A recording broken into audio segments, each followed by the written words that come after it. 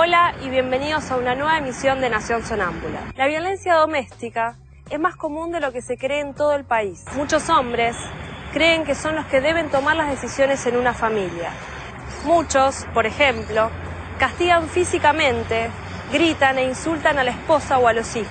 Los estudios que se han realizado indican que es el hombre quien ejerce este tipo de violencia o abuso de poder en la gran mayoría de los casos. Y las mujeres, las niñas y los niños son las principales víctimas.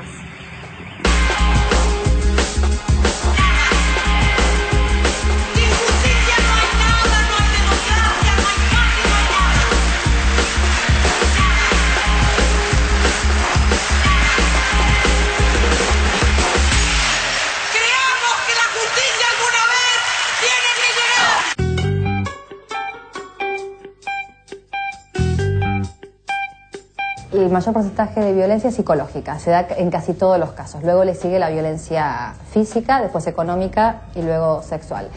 En realidad, si bien acá esta oficina no se llama oficina violencia de género, sino que es oficina de violencia doméstica, con lo cual se reciben relatos tanto de varones como de mujeres. Pero lo cierto es que el 80% de las personas que se acercan a la oficina y que el equipo observa como personas afectadas son mujeres.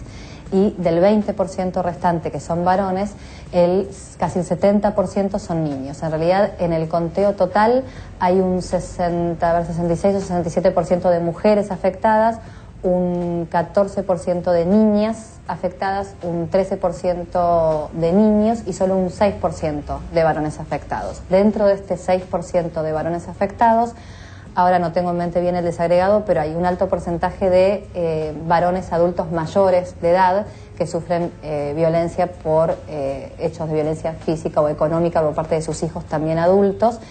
Hay un porcentaje también de la franja de 30 a 39 años que se presentan como personas afectadas, pero en muchos casos el equipo observa en estos varones las características de una persona violenta o que se presentan a hacer lo que se llama la contradenuncia, es decir, se enteraron que su pareja o expareja hizo una presentación y vienen a hacer la contradenuncia. Son muy pocos los casos de varones afectados por violencia, varones adultos afectados por violencia doméstica. Generalmente las víctimas están inmersas en lo que se llama el ciclo de la violencia. Para entender la violencia familiar tenemos que entender que se da por ciclos y que también es en escala ascendente. O sea, no es que una víctima se transforma en víctima de un día para otro.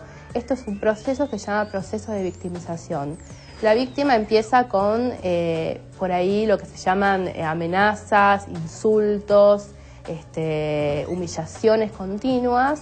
Luego hay una etapa del golpe, que un golpe puede ir desde una cachetada hasta el homicidio. Y luego la etapa de que se llama luna de miel, donde el agresor generalmente se disculpa, pide perdón, le regala flores. Este ciclo, que está formado por 3 etapas, se va iniciando de manera continua. Estas etapas pueden durar, meses, años, entre cada una.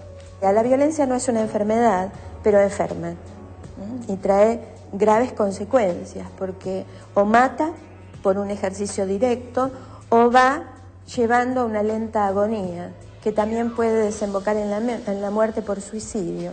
Eso tampoco se habla ni se investiga, que el más alto porcentaje de suicidio femenino es de mujeres maltratadas. Para hablar de violencia familiar hay que hablar de un fenómeno que tiene y sucede en todas las clases sociales, en todos los medios, o sea, con los distintos tipos de niveles socioeducativos, culturales, de etnia, o sea, pasa en todos lados y nos puede afectar a todos. Un tema nodal en cuanto a la violencia de género es el aislamiento social, que se va instalando de a poco, y para que haya una situación de violencia seria o de violencia física, primero tiene que existir el aislamiento. Un aislamiento que a veces no es tan real, pero sí es la sensación. Cuando le preguntas a una mujer con quién contás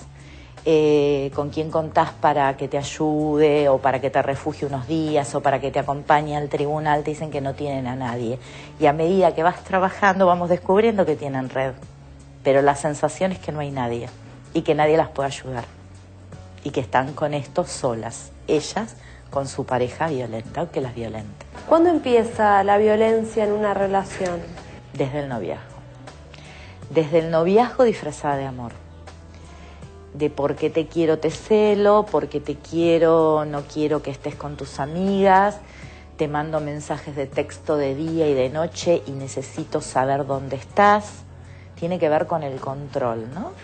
Y una mujer joven que piensa, esto lo está haciendo porque me quiere.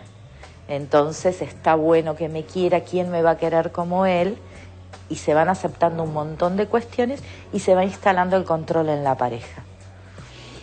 Y después, digamos, hay mujeres que pueden pasar años en esta situación de control y como ellas son obedientes y no manifiestan ningún tipo de malestar con esto, la relación sigue y a lo mejor no sea una situación de violencia física.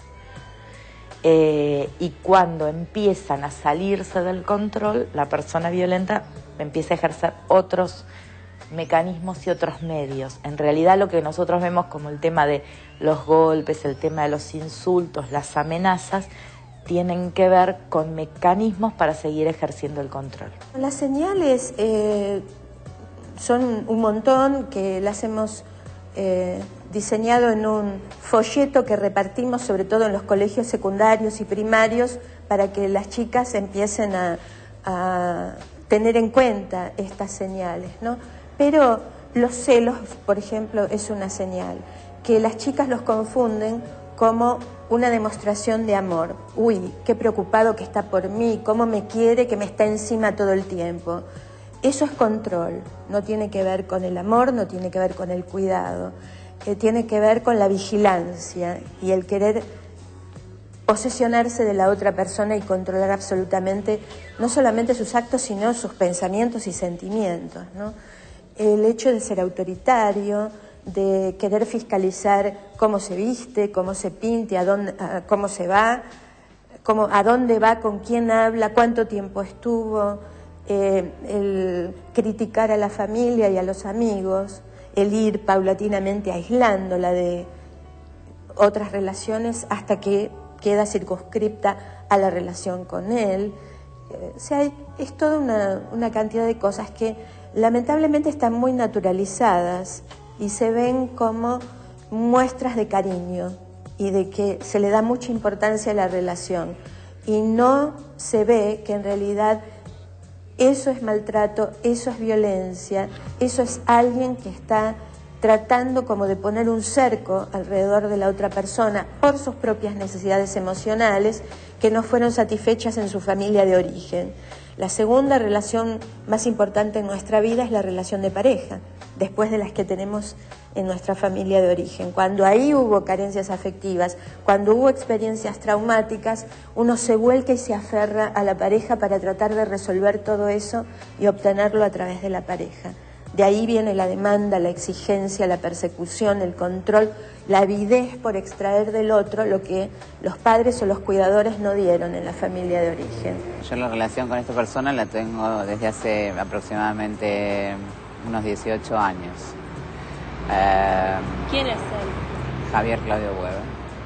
¿Él fue tu pareja? ¿Tuvieron hijos? Sí, fue mi pareja durante todo ese tiempo. Hace 12 años tuvimos 2 hijas. Bueno, en realidad en un principio estaba todo bien, pero los últimos 5 años de la relación las cosas se fueron complicando. Yo no puedo decir que haya sido una mujer golpeada, porque en realidad él no me golpeaba, pero sí me hostigaba psicológicamente, lo cual genera como toda una cosa de miedo en la persona que ante la amenaza de antes de que llames a la policía, te mato a vos, mato a tus hijas y me pego un tiro yo, conociendo a la persona con la cual yo estaba tratando, digamos, es como que seguía como en esa cosa de miedo. Él estuvo un tiempo, digamos, como, a ver, ¿cómo lo digo? Estuvo consumiendo drogas y cuando dejó de consumir drogas, bueno, empezó con toda esta cosa de paranoia, o sea, a ver, durante ese tiempo que él consumió drogas es como que era una persona ausente. Yo me acostumbré a vivir sola, a ocuparme de mis hijas sola, a trabajar porque no trabajaba. Y de repente es como que cuando dejó de consumirlas pensó que estaba todo bien y que se iba a encontrar con su familia y se encontró con que no había nada. Es decir, ya está, fue. Yo le pedía la separación, pero no se iba y bueno, y así fue más o menos la historia. Hasta el día que, yo te digo, el 6 de abril del 2009, en que, bueno, me golpeó. Y me golpeó, digamos, por todo lo que no me golpeó en eso, me golpeó ese día, me tiró cuchillos, me pegó, salí de mi casa a las 11 de la noche con la policía. Y bueno, hice todas las denuncias correspondientes, pero bueno, lamentablemente, a pesar de todas las denuncias que yo hice, que fueron muchas, porque si bien salí con una prohibición de acercamiento por parte de él y la exclusión del hogar, yo no me sentía segura en esa casa, por eso me vine a la casa de mi madre. Y bueno, y estuve 1 año y medio que la verdad que fue un calvario, porque me la pasaba en los juzgados, me la pasaba yendo a abogados, yo me había quedado sin trabajo, por ende yo no soy una persona que tenga poder adquisitivo como para pagar abogados penales o abogados, ningún tipo de abogado, porque un abogado, viste, que te pide 100 pesos solamente por ir a hacerle una consulta, y si es penal te pide 5.000. Así que me manejé, digamos, con lo que podía, con los abogados que podía, y todos me decían lo mismo, o sea, hacerle la exclusión del hogar, sacarlo de tu casa. Yo les decía, me va a venir a pegar 4 tiros. Y estuve lidiando con eso, digamos, o sea, renovando el no acercamiento, digamos, de esta persona a mí y a mis hijas durante casi 1 año y medio. Dejé las nenas en el colegio, crucé, y cuando crucé se me cruzó de atrás y me dijo, te dije que te iba a matar, HDP, pum, pum. Y después siguió tirando, o sea, como ya lo he contado, es decir, me salvó el hecho de que las madres del colegio me hacían así y no sé ni cómo crucé al colegio, con lo cual creo que también salvé de mi vida, porque por ahí si hubiera corrido por otro lado empezaba a tirarme de atrás. Al ver que tirando al colegio podía matar, no era la entrada del colegio, o sea, estaban entrando los chicos, estaban los padres o sea, era un descontrol. Yo no me acuerdo nada, es lo que me dicen, yo ya estaba en pánico, y bueno, y después... digamos que al cumplió hospital. Con la amenaza de cumplió con la amenaza. Lo grave de todo esto, ¿sabes qué es? Y por lo cual yo, digamos, accedo a contárselos y a hacerlo público, básicamente es porque creo que lo estamos viendo. O sea, diariamente hay una mujer que muere por su pareja y la justicia no te ampara. Es decir, 15 días antes de que él me baleara, nosotros tuvimos un juicio por todas estas amenazas que yo te digo, por amenazas de muerte, donde... digamos, la jueza le dio 1 año en suspenso, a ver, y tareas comunitarias, y a los 15 días me valió. Entonces, ¿a dónde está la justicia? O sea, le hicieron un examen psicológico para ver si realmente era una persona capaz o no de digamos, de hacer todo lo que yo estaba denunciando. O sea, tuvo que pasar, que pasar. disparen para que lo metan preso. Exactamente. ¿Cuánto le dieron de condena? Realmente no lo sé, porque no sé ya si está la condena dictaminada. Sé que está preso y que, bueno, no va a ser una condena corta, porque evidentemente si yo no estoy muerta no es porque él no haya querido, no haya hecho todo para matarme, es decir, no me pegó en una pierna o en un brazo, o sea, me dio me apuntó a 5 centímetros del corazón y otro acá, y después el otro en el abdomen, es decir, me salvé porque hay un Dios, es decir, el jefe de guardia del Fernández me dijo, básicamente, me dice, esto yo en años que llevo como jefe de guardia del Fernández, esto no lo vi nunca en la vida, es un milagro, porque que no haya explotado la bala es inconcebible, pero no explotó. Según las denuncias que reciben ustedes, ¿cuáles son los motivos por los cuales estas mujeres son maltratadas? Y hay muchos factores en violencia, tenemos factor económico, social, hay varios, no hay uno puntual, son varios. No, nosotros atendemos a mujeres de 14 años en adelante, pero en general la demanda está centrada entre los 17, 18 años, mujeres de 18, 19 años, y adultas mayores también. En menos proporción las adultas mayores, porque es a las que más les cuesta consultar y a las que más les va a costar producir un cambio. La adulta mayor es como que está resignada a terminar su vida al lado de ese hombre. En lo que respecta a la experiencia de las características de una mujer que es víctima de violencia de género, ¿hay características, un prototipo de mujer, o sea, estrato social, educación? No, la violencia es en todos los estratos sociales, en todos los niveles sociales. La violencia de género adopta diferentes formas. El maltrato puede ser emocional, económico o físico. El objetivo siempre es el mismo, hacer sentir inferior a la mujer. No solamente la violencia tiene que ser física, puede ser la violencia verbal, ¿no? Decirte insultos, agresiones sobre tu persona, de cómo sos, cómo te vestís, estás gorda, estás linda, estás fea, yo te mantengo. Puede consistir, a ver, en ejemplos, para que se entiendan bien, retasearle el dinero a la... Generalmente se da de varón hacia mujer. Un caso típico es cuando el varón le da una cuota diaria de dinero, es decir, bueno, con 20 pesos te arreglás el día de hoy. O, por ejemplo, no pasarle los alimentos que corresponden, digamos, cuando el varón está obligado a pasarle alimentos tanto a la expareja como a los hijos y no se los pasa, eso entra dentro de lo que es violencia económica.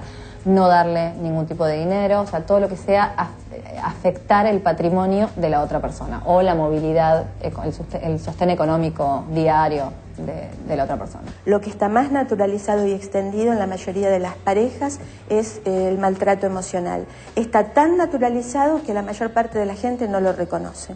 Sin embargo, hace mucho daño a la salud. Según la nueva Ley de Protección Integral, en realidad hace una clasificación en cuanto a violencia física, psicológica, sexual, económica y patrimonial y simbólica. De este tipo de violencia, en realidad la oficina por ahora está contabilizando la violencia psicológica, física, sexual y económica. Se dan, digamos, en el 90% de los casos se observan violencia psicológica, en un 70% violencia física, un 30% aproximadamente violencia económica y un 13 a 14% violencia sexual. Esto supera el 100% porque en realidad se ven diferentes clases de violencia en un mismo caso. No estamos con las estadísticas aún porque tenemos que renovar el sistema en cuanto a la violencia simbólica, pero es aquella que se refiere a la reproducción de imágenes estereotipadas de mujeres y varones en nuestra sociedad. Enseguida volvemos con más Nación Sonámbula.